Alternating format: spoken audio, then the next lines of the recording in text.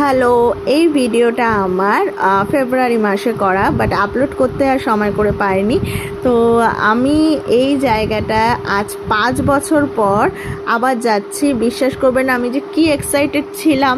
আগে যখন আমরা কলেজে পড়তাম প্রায় এখানে আমরা শপিং করতে আসতাম। তো আপনারা গেস তো করতেই পাচ্ছেন যে আমি কোথায় যাচ্ছি।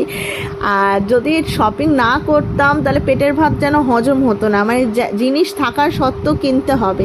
আর যদি কিছু ট্রেন্ডিং কিছু দেখলাম বা সেটা তো না কিনলেই নয়। তো এমনিতেই ফেব্রুয়ারিতে তখন আমাদের কলকাতায় অতটা ঠান্ডা ছিল না দুপুরের দিকে। মেয়েকে জাস্ট একটা হালকা মাংকি টুপি পরিয়ে নিয়ে আমি বেরিয়ে গিয়েছিলাম।